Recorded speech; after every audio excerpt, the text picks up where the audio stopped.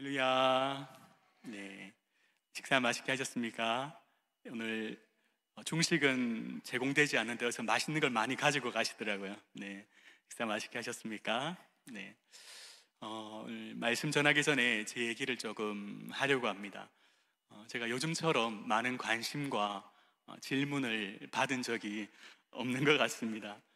정말 같은 질문 한 100번 넘게 정말 듣고 있는 것 같습니다. 그래서 해명 아닌 해명을 잠깐 하고 말씀을 전해야 될 것 같습니다. 요즘 제 외모가 많이 달라졌다라는 말을 많이 듣는데 사실은 제가 성형을 좀 했습니다.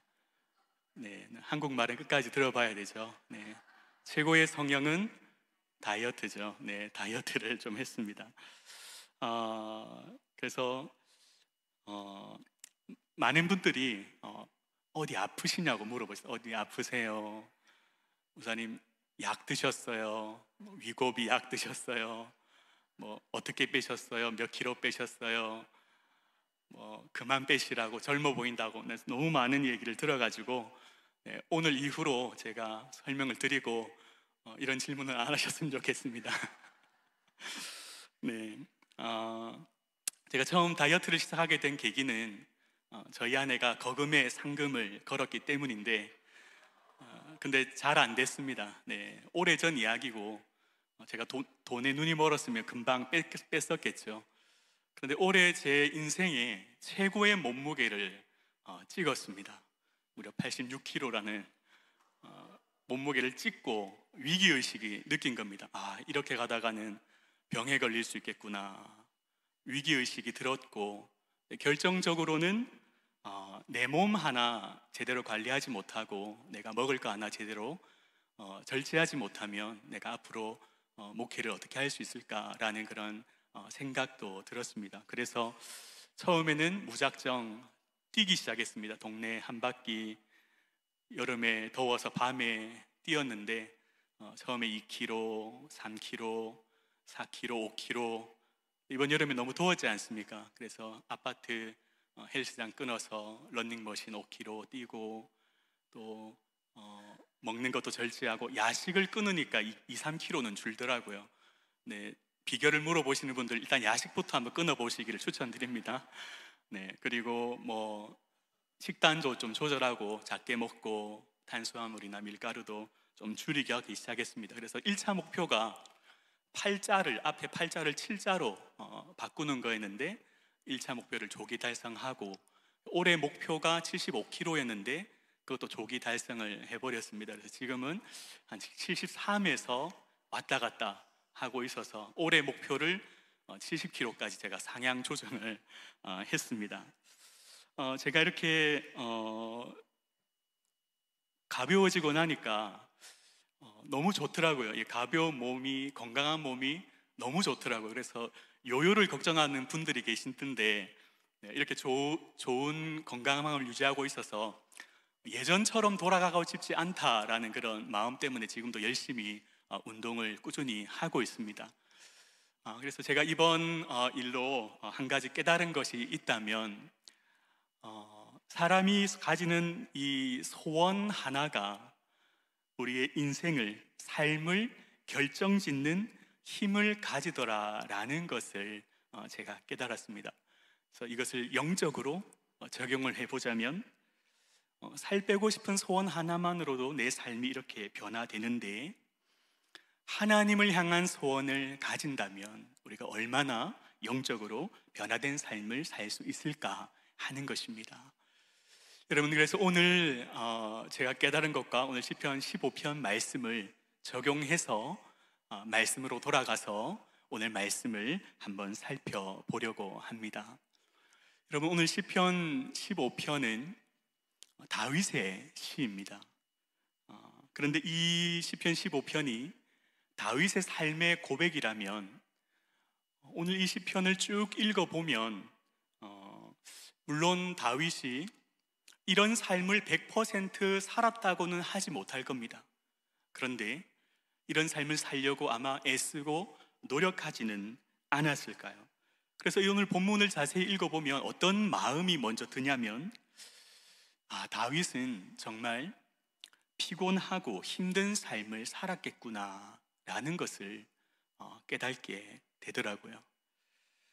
전혀 평안하다거나 형통하다거나 행복한 삶이 아니었다라는 것을 발견하게 됩니다. 우리 2절 말씀에 보면 정직하게 행하며 공의를 실천하며 그의 마음에 진실을 말하며. 여러분, 이렇게 살아가기가 쉽습니까? 쉽지 않습니까? 쉽지 않죠. 네, 정직하고 공의롭게 진실되게 이 시대가 그렇게 살기 쉽지 않은 시대를 우리가 살아가고 있습니다. 이렇게 삶을 살려고 하면 많은 반대와 저항에 부딪힐 수밖에 없고 세상은 적당히 타협하며 살아가라고 하기 때문에 이런 삶을 살기가 참 쉽지 않습니다. 3절 말씀에 보면 그의 혀로 남을 허물하지 아니하고 그의 이웃에게 악을 행하지 아니하며 그의 이웃을 비방하지 아니하며. 참 이런 삶도 참 쉽지 않죠. 다른 사람을 뒷담화 하진 않지만 누군가 뒷담화 할 때 내가 동조한다거나 그것도 같은 것이지 않습니까? 나를 비방하는 사람이 있으면 나도 그 사람을 비방하지 않을 수가 없는, 그래서 참 쉽지 않은 그런 삶입니다. 4절 말씀에 보면 그의 눈은 망령된 자를 멸시하며 여호와를 두려워하는 자들을 존대하며 그의 마음에 서원한 것은 해로울지라도 변하지 아니하며. 망령된 자를 멸시하는 것, 여호와를 경외하는 자를 존대하는 것, 여러분 이것이 왜 쉽지 않습니까?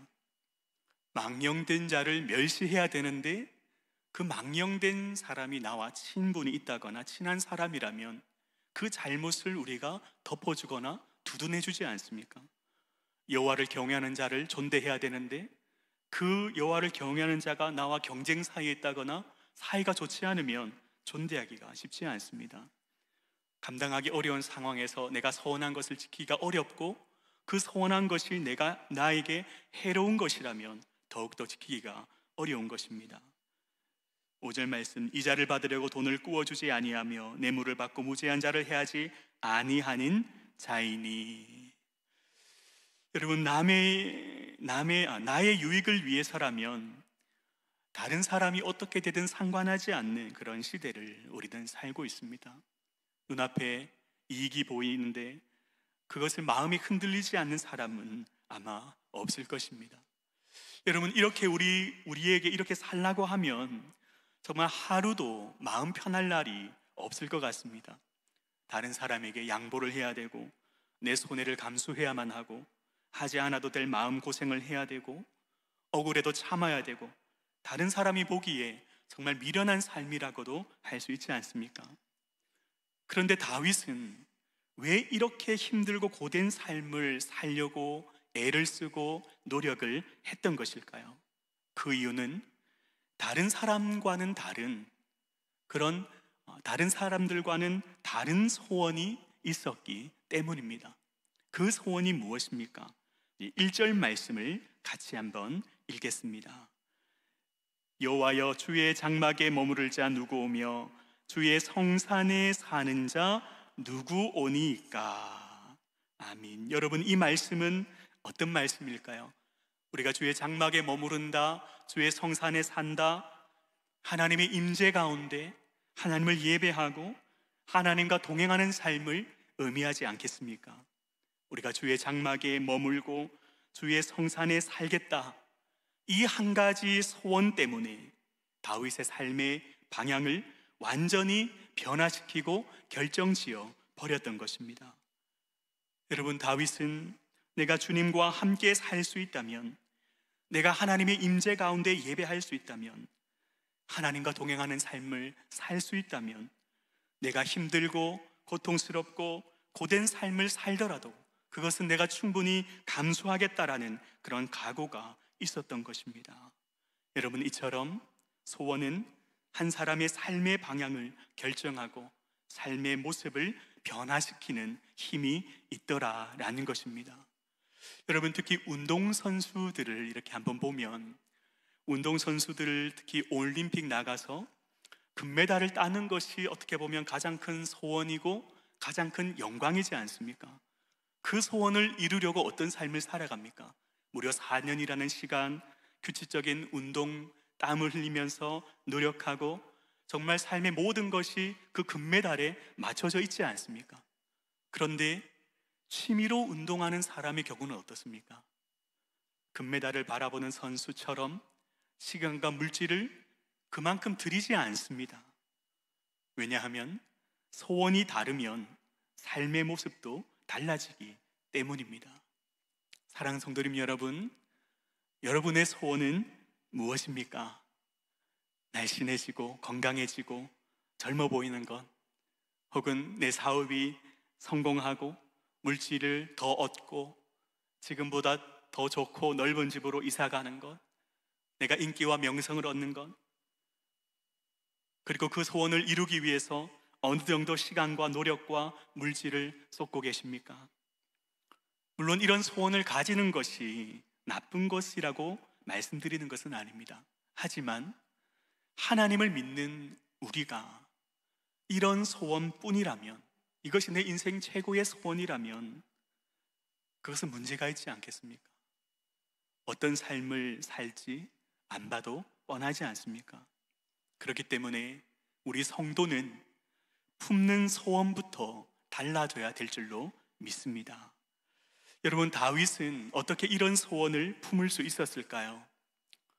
다윗은 이스라엘의 가장 존경받는 왕이자 위대한 왕이었지 않습니까? 왕이 가질 수 있는 최고의 소원은 무엇일까요? 왕권을 강화해서 이 왕권을 자녀에게 물려주는 것, 혹은 나라가 평화와 번영을 누리고 영토를 확장하고 이런 큰 업적을 남기는 것이 대부분 왕들의 소원이지 않겠습니까? 그러나 다윗의 소원은 달랐다라는 것입니다. 왜냐하면 다윗은 이 땅에서 경험할 수 있는 최고의 기쁨을 맛보았기 때문입니다. 그 기쁨이 무엇일까요? 바로 하나님의 임재 아래 하나님을 예배하고 하나님과 친밀한 교제를 누리며 하나님과 동행하는 삶이었다라는 것입니다. 다윗의 삶 속에서 이런 것들을 다윗은 경험했습니다. 골리앗을 이길 때도 자신의 힘으로가 아니라 하나님께서 함께 하셔서 승리하심을 경험하지 않았습니까? 다윗이 이스라엘의 왕이 되고 다윗이 이렇게 고백을 하는데 사무엘하 5장 12절 말씀에 이렇게 말씀을 하고 있습니다.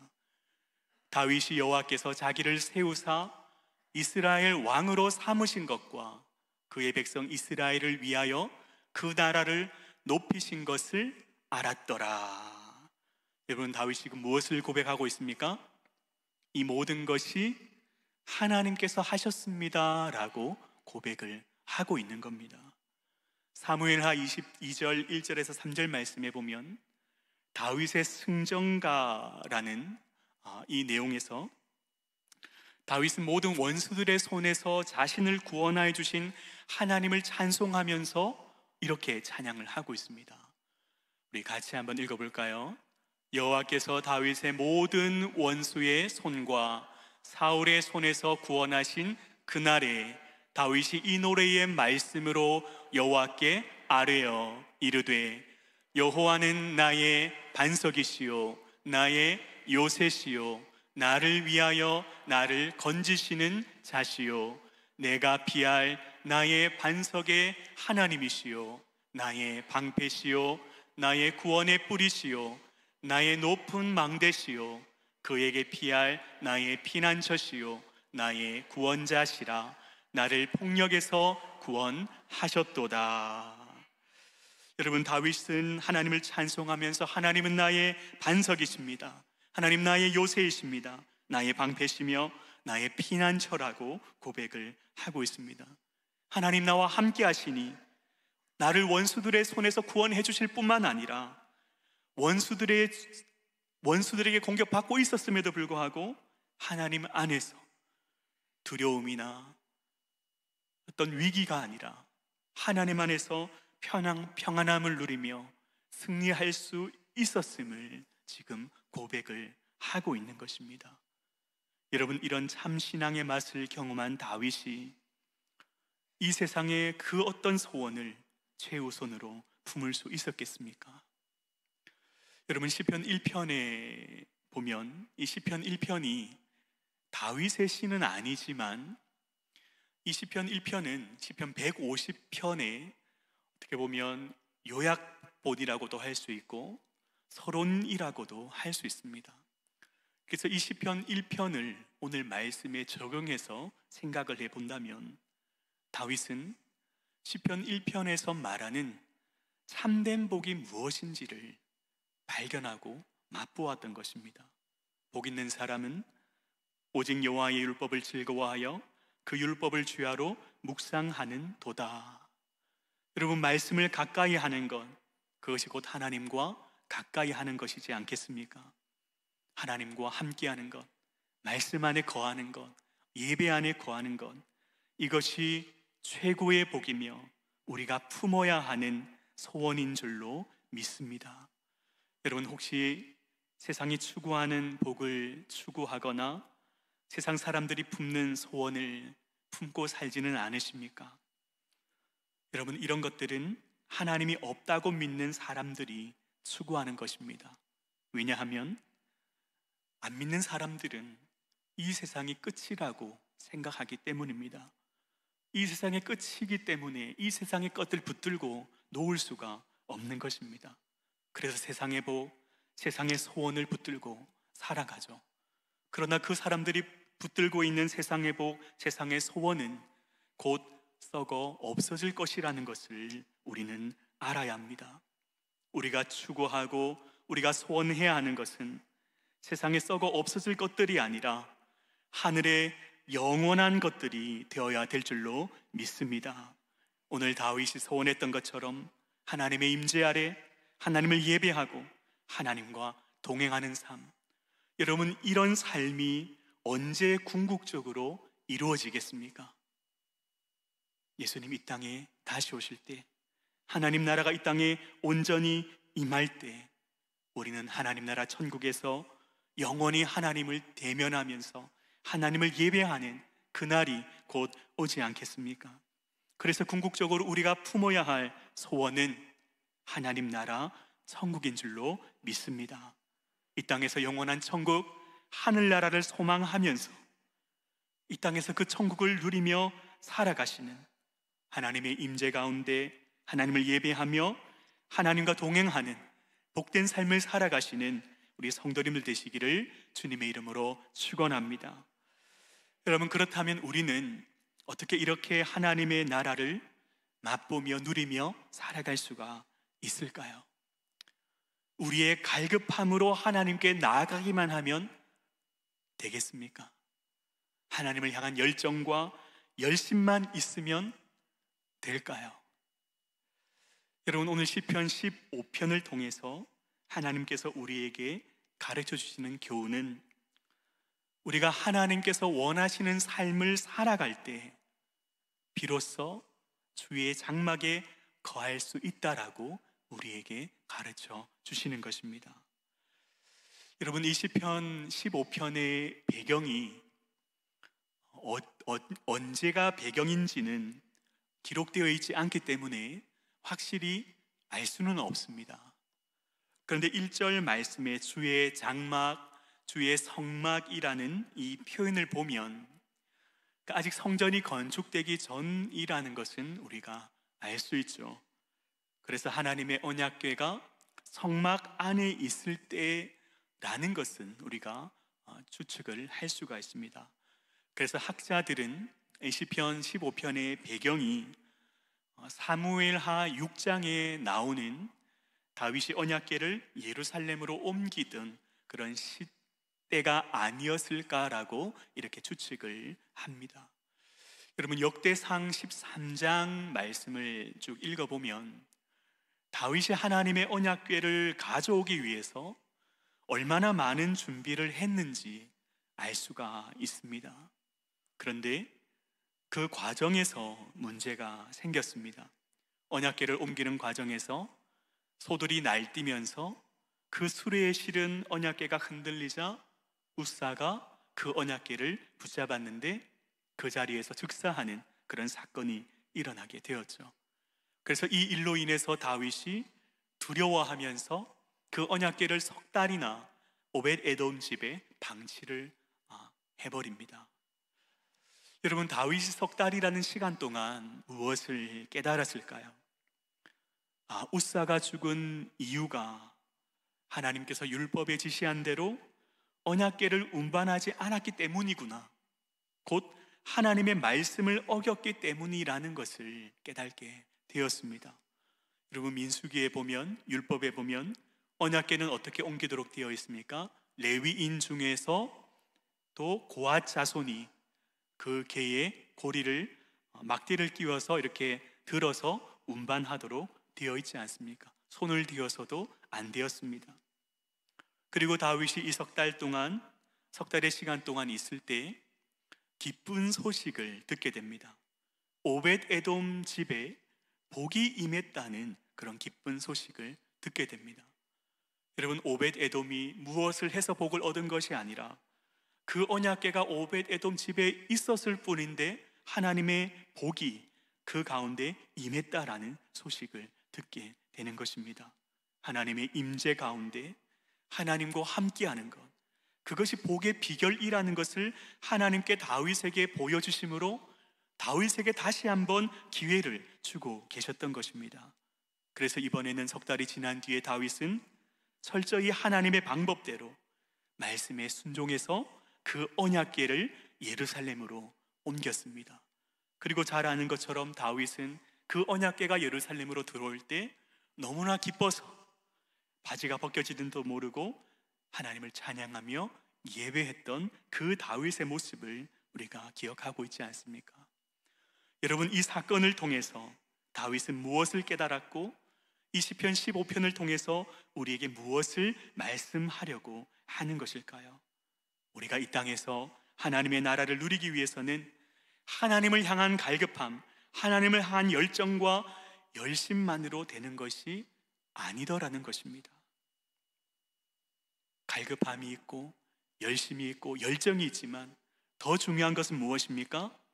하나님이 원하시는 대로, 하나님의 방법대로, 하나님의 말씀에 순종하는 삶을 살아갈 때 우리는 이 땅에서 하나님의 임재를 누리고 예배의 감격을 회복하고 친밀한 교제를 누리는 하나님 나라를 경험할 수 있다라는 것을 우리에게 가르쳐 주시는 것입니다. 그래서 오늘 나오는 2절에서 5절 말씀은 우리에게 윤리적이고 도덕적인 삶을 살라고 하는 것이 아닙니다. 이 말씀은 하나님께서 우리 자녀들에게 원하시고 기뻐하시는 삶의 모습인 것입니다. 오늘 시편 15편을 통해서 다윗은 우리에게 질문을 던집니다. 누가 주의 장막에 머무르고 누가 주의 성산에 살 수 있습니까? 누가 이 땅에서 하나님의 나라를 누리며 살아갈 수가 있습니까? 다윗은 이 질문에 대답합니다.